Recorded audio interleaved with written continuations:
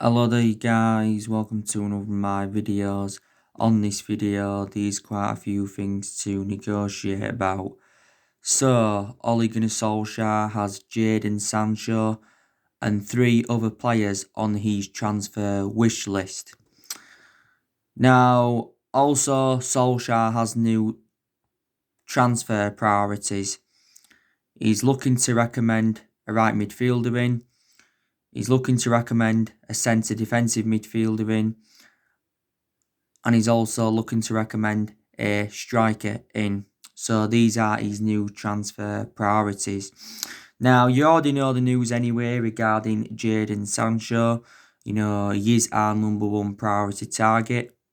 Now, Borussia Dortmund have set the deadline for Sancho. Now, Sancho has got until the end of this month to make a decision on his future.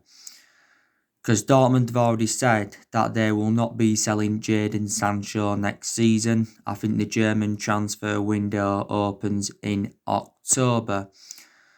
Now, there was recent reports coming out, and this was stemming from Ian McGarry, who was a transfer expert, and it was also stemming from Duncan Castles, who tends to be close to Man United, and they've said that, Sancho has agreed personal terms with Manchester United, and he has agreed a 5-year contract worth around £140,000 a week, but no fee has yet come to an agreement.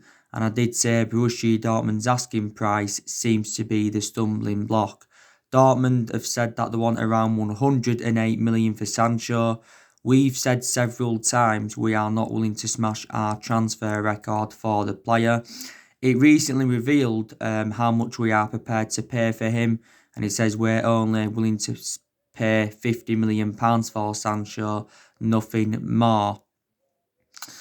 And recently, Sancho selected Paul Pogba for Ultimate Team. So do you think that's fueled some speculation up? That's fueled some speculation up. Yeah, but we are still trying to get him on the board, and don't forget, back in February, it did say that Jadon Sancho had agreed almost every detail of a move to Man United. He said the only thing that hadn't been agreed was the actual fee. Fabrizio Romano, who's a very reliable Italian journalist, he's spoken about the Jadon Sancho transfer saga quite a few times. A while ago he said that we've been in negotiations with Jadon Sancho's agent for a while, and we've also been working on his contract. Now, we've already made a promise to Jadon Sancho that, he will be given the number 7 if he comes to Manchester United, because we have got number 7 vacant at the moment. And I think Jadon Sancho has already revealed that if he does leave Borussia Dortmund, his preferred option would be a move to Manchester United. Now, I've outlined the reasons why I'd take him at the football club is because he's well proven in the Premier League. He's also got a very, very good friendship with Marcus Rashford. So these are the reasons why I'd take him at Manchester United. But, a lot of people don't think he's worth 100 million. And maybe if we was to wait until next summer, we'd get him cheaper than £100 million. Don't forget, was it the other month, Jadon Sancho was fined around £8,000 for breaking lockdown rules. You had Borussia Dortmund's CEO last month, I think it was last month, saying that he's very convinced that Sancho will stay at Dortmund because no club is willing to meet his valuation. You had Lucien Favre, the Borussia Dortmund boss. He said last month that he expects, Jadon Sancho to leave in the summer transfer window. This is, what Lucien Favre had said. But Borussia Dortmund have recently come out and said that they do remain relaxed over Jadon Sancho's future. But they did say before they will not step in his way if he does want to leave. I think now we're actually on the team that are in for him because, Liverpool are no longer in for him. Manchester City are no longer in for him. There were stories coming out the other week saying that he's open to making a return to Man City because, we're struggling to meet his asking price. Sancho is a former Manchester City player, enjoyed a few years with them, but the main explanation why Sancho left Manchester City is because he didn't get guaranteed any first team opportunities. City sold him for just £8 million. So Dortmund looking to make a huge profit on the player. But analyse his performances in the few years he's been with Dortmund, his valuation has persistently grown. He has got a contract still with Dortmund until 2022. Borussia Dortmund is the third club in his playing career. Like I said before that, he was at City. And before he was at City, he was at Watford. And he was at Watford for several years with Sancho. But like I've said to you before, Borussia Dortmund are known as a selling football club. They have let quite a few of their players go to the Premier League in recent years, but there's also players that they've let go who didn't go to the Premier League. But there again, they've recruited quite a few players in recent years. So we are still trying to get Jadon Sancho on the board. We first expressed our interest in Sancho in 2017. We first expressed our interest in him, but we are looking at a few alternatives to Jadon Sancho, and I will make the admission, these cheaper solutions than Jadon Sancho. Christian Falk, who was a German football expert, he was also talking about the Jadon Sancho transfer saga quite a few weeks ago now, and he allegedly said that Borussia Dortmund would accept around £90 million for the player. But there's still a possibility chance he could stay at Dortmund for next season. So there you go. So he's one player on that transfer wish list. Now, another player that's on Ole Gunnar Solskjaer's transfer wish list, and that is Moussa Dembele from Lyon. Now, I haven't spoken with you about him for a while, but we have been in for Moussa Dembele, and I'd definitely take him at Manchester United. His hold-up play is very, very good. He's a prolific goal scorer. This has been Moussa Dembele's second season with Lyon. It's been his second season with Lyon. He has got a contract with Lyon until 2023, so still quite a few years left on his contract. Lyon did pay around £20 million in from Celtic back in the summer of 2018. He also enjoyed a few good years with Celtic. Before he was at Celtic, he was at Fulham. So obviously, he's well proven in the Premier League. He was at Fulham quite a few years. I think for Fulham he scored like 19 goals in 64 competitive matches. And he is in his early 20s, is Moussa Dembele. Probably an estimated guess he'd probably cost us in the 40 odd or maybe the 50 odd million pound range if we had any chances of getting him on the board. Chelsea have also inquired about Moussa Dembele's availability before. But would you take Moussa Dembele at Manchester United? Now, another player on Ole Gunnar Solskjaer's transfer wish list, and that is James Maddison from Leicester. Now, I haven't spoken to you about James Maddison in a while. Obviously, last time I mentioned James Maddison to you, I think he was on the verge of signing a new contract with Leicester. I think as he's still got a contract with Leicester until 2023, James Maddison. Did he recently sustain an injury as well? I think this has been James Maddison's second season with Leicester.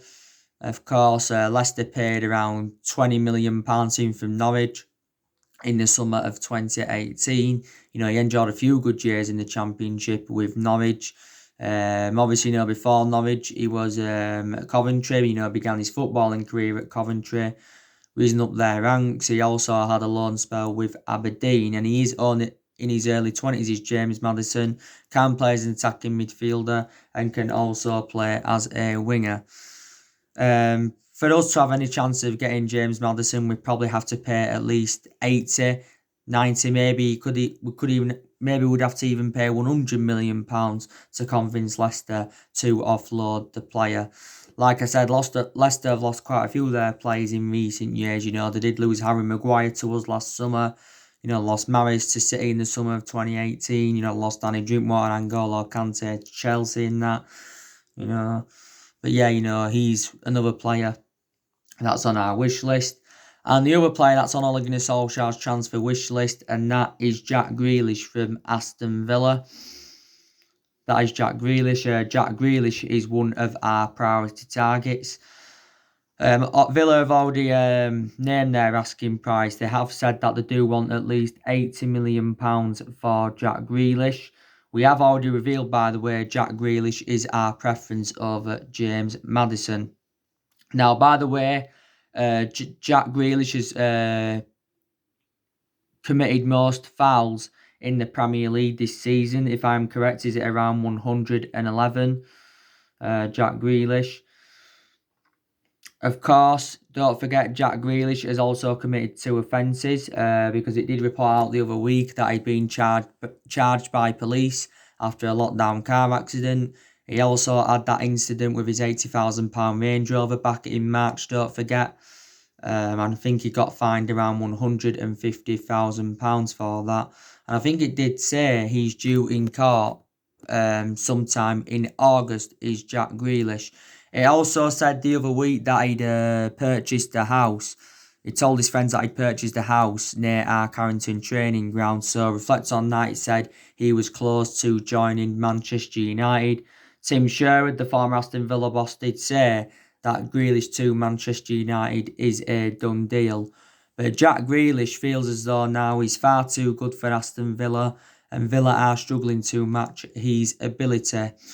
Now, Jack Grealish, as you all know, has been a Villa player since the age of 6, and he's been in their senior squad since 2014. But since then, has become an integral part of their team and he's flourished under Dean Smith's guidance. So far, he spent the entirety of his career with Villa, and Jack Grealish has still got a contract with Aston Villa until 2023. It did say reports were coming out the other week saying that City were interested in the player. So that is Ole Gunnar Solskjaer's transfer wish list. Don't forget, Solskjaer did warn our squad quite a few weeks ago now that he will not tolerate any rotten apples. So basically, he's going to avoid buying rotten apples in the summer transfer window. Solskjaer has confirmed his summer transfer expectations, and he said we've got to make a couple of good decisions if we are to compete with the likes of Manchester City and Liverpool. I'm not too sure what our transfer budget is because I was reading reports the other week and he said Solskjaer is unsure how much he will get to spend in the summer, because of the financial impact of the coronavirus pandemic. Don't forget, Ed Woodward did say the other month that we will remain competitive in the summer transfer market. But he did say we won't do business as usual. So he actually ruled out big transfers to Manchester United. Don't forget the other month, our net debt is, he got revealed the other month that our net debt is now just over 429 million, and he said our debt had risen up by almost 130 million pounds, and the coronavirus pandemic had cost us around 28 million pounds. So there is a lot of uncertainty ahead of the summer transfer window.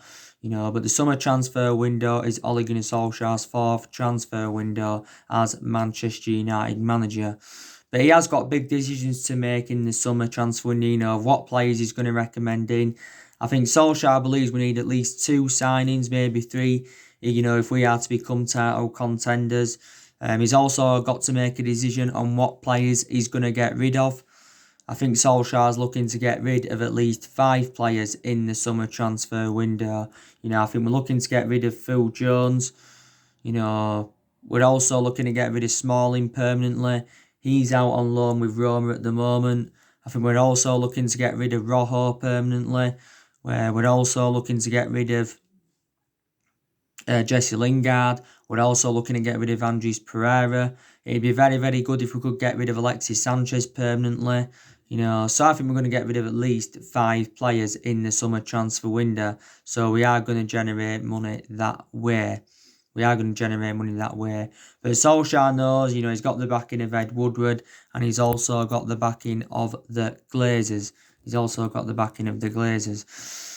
Like I said, Solskjaer has been at Manchester United now for 18 months. He has been permanent boss for around 15 months. And I have taken positives from his tenure so far. And I've also seen a lot of improvements, like I said, Players have really improved, especially the top players. Our football now looks more expansive. We defensively look better. We've also improved in the transfer market under Solskjaer. Our recruitment's much better under him. So far, Solskjaer's recommended 5 players in to the football club and spent just over £200 million on them.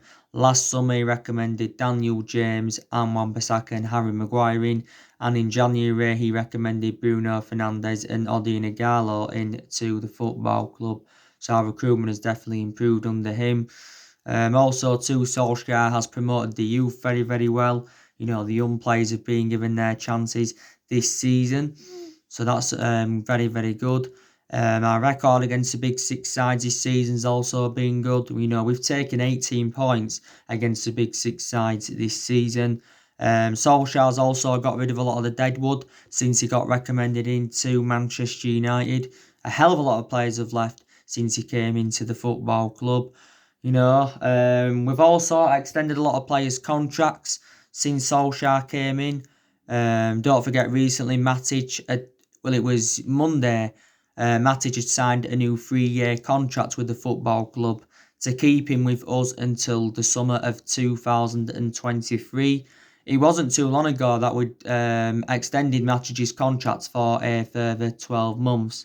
But I think he signed this 3-year deal, and we've given this 3-year deal reflecting on his good run of performances, in the Man U Matic's. Because at one point, it was looking very likely that Matic was going to be leaving the football club. But he's become an integral part of our team, so I'm delighted that he has, signed a 3-year contract. But you can still say we're facing a bit of a dilemma regarding the contracts, because we have still got around 6, 7, 8 players' contracts that are due to expire next year, and this is something that, we do need to resolve. But we really are now in a good vein of form. We are unbeaten in our last 16 games in all competitions. And I think we're unbeaten in his last 9 Premier League games. And this is our best vein of form since Solskjaer, was the interim manager. Of course, when Solskjaer was the interim manager, of course, he did really well. Won his first, 8 games or something like that. I think didn't we win 8 or 9 away games on the trot. We won 14 games out of 19 in total in all competitions. So obviously, reflecting on that, Solskjaer had got the job permanently. And when he got the job permanently, he signed a 3-year contract. Like I said, he's now been here a year and a half, so he's probably just got under now 2 years left on his current contract at Manchester United. But yeah, we are really in a good vein of form. We have got 5 games remaining in the Premier League, 5 games. And I think in reality, we should win 4, maybe even all 5 of our remaining games. People say we've got an easy run in the Premier League. Solskjaer said we haven't, no, because to be fair, we have got points to prove against the teams that we struggled against earlier on in the season.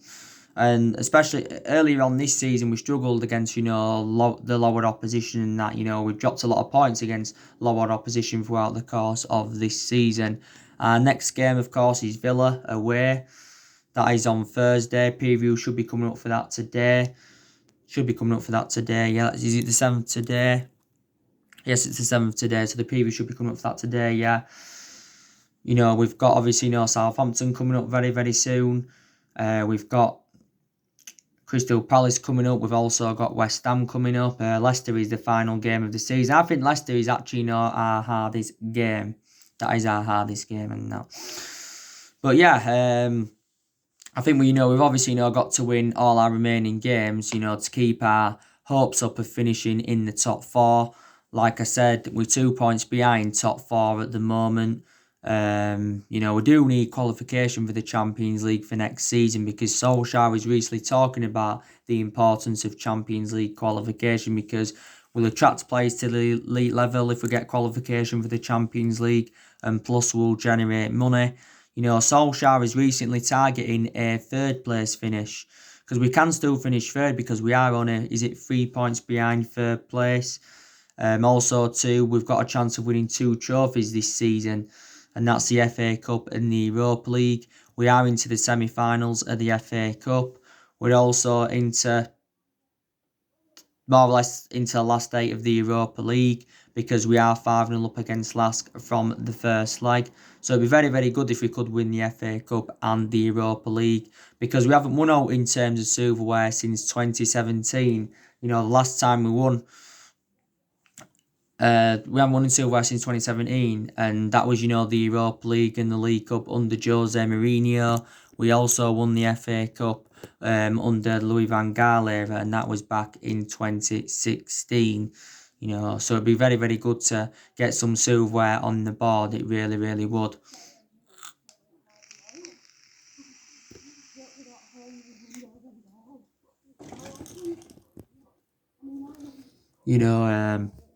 It really, really would.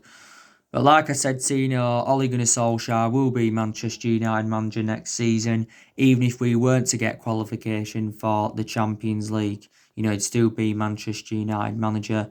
Because I said he needs more time at the football club because it is a transition period, and it has been a transition period for a while. Like I said earlier on in the season, Solskjaer was close to getting sacked by Manchester United because early on in the season, we'd enjoyed our worst start to a Premier League season for 30 years. And reflecting on that, Solskjaer was really close to getting the sack, but I've already given you the main explanations why Solskjaer didn't get sacked from Manchester United, because of the signing of Bruno Fernandes. Bruno Fernandes has made a difference in the team. He really, really has.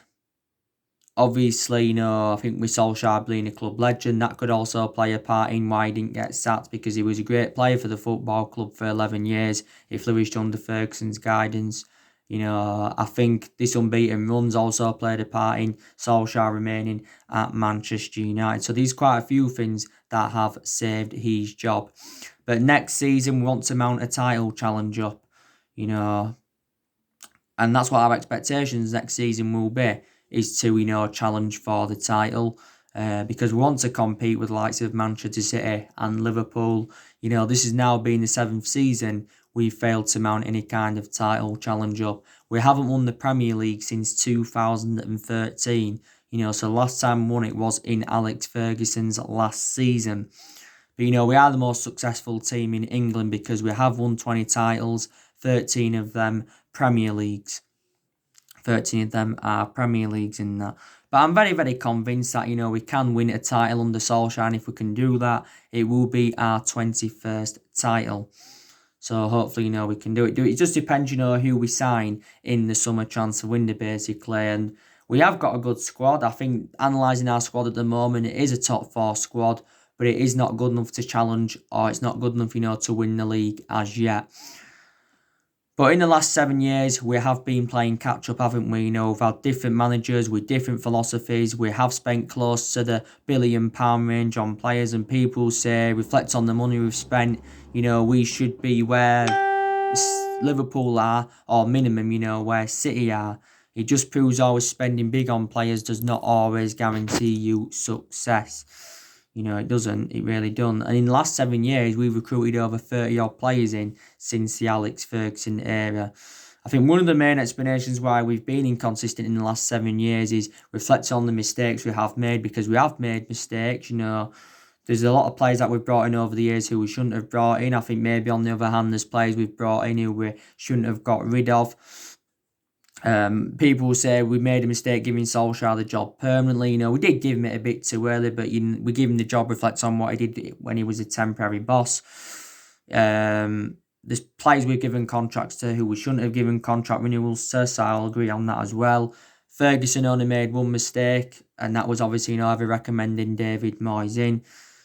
So we have, made quite a lot of mistakes, and, there has been cultural problems at the club for several years. There's also been a lot of problems with Ed Woodward. There's also been a lot of problems with the Glazers as well. Woodward's been at the football club since 2012. The Glazers have been at the football club since 2005. So there you go. But like I said, we haven't dominated English football since the Alex Ferguson era. Ferguson endured 26 years at Manchester United, or was it 27, and endured 22, or was it 23 years of success, because he didn't win out in his first 4 years at the club. But Ferguson did win a total of 38 major honours, including 13 Premier League titles and that. But before them 13 Premier League titles, it took us like 26 years to win a title and that. But yeah, like I said to you, Solskjaer's our 4th permanent manager since the Ferguson era. Like I said, 3 managers have been sacked since the Ferguson era, and that was David Moyes, Louis van Gaal, and Jose Mourinho. And we haven't really got the structure to keep sacking managers, as you already know. And that. But like I said, Solskjaer is still in the process of rebuilding, because the vast majority of these players are not Solskjaer's. There's only 5 players that are his who he's brought into the club so far. The vast majority of these players are Jose Mourinho's, because Mourinho, recommended 11 players into the club, and there's only a few players that have left who Jose Mourinho brought in. There's still a couple of players here from the Van Gaal era, and there's still what matter here from the David Moyes era and all of that. But yeah, we've got to make signings in the summer transfer window. We really, really have. But we will see what happens. We will see what happens in that. Obviously, you saw my video that I did yesterday. I give you the news on Nathan Ake. I said it, didn't I? Sorry, it's Ake from Bournemouth. Man United fans are convinced now that Solskjaer's interested in bringing him in, because he had a conversation with Nathan Ake after our 5-2 win against Bournemouth, and he said, allegedly said to Nathan Ake that we need a left-footed centre-half. Would you take Nathan Ake at Manchester United? Of course, he's proven in the Premier League. This has been now his 3rd season with Bournemouth. I think he's got 2 years left on his contract with Bournemouth. Bournemouth did pay around £20 million in from Chelsea. I think Chelsea, when they did let him go, they inserted a buyback clause on his contract. He also had loan spells with Reading and Watford. I think Nathan Ake has made around 100 appearances in the Premier League for Bournemouth. So would you take him at Man United? There's still stories that Kalidou Koulibaly from Napoli still on our agenda. So maybe we are still looking to recommend a centre-half in, even though we have got a lot of centre-halves in the team. So you already know the news on that. Yesterday as well, I give you the news on Adama Traore from Wolves. It says he's one of our alternatives to Sancho. But Adama Traore is probably going to cost us around £90 million from Wolves. So there's a lot of players on our agenda. Ole Gunnar Solskjaer did work out his transfer strategy early on in his managerial career, and he said he wants to recruit young British talents to Manchester United. Because 3 of the 5 players that he has brought in so far are, British. We do know that David De Gea is going to remain our number 1 goalkeeper for the remainder of this season. Probably he's going to be our number 1 goalkeeper for next season. I think that, Luke Shaw is going to remain our first choice left back for the remainder of this season as well. So that's been confirmed.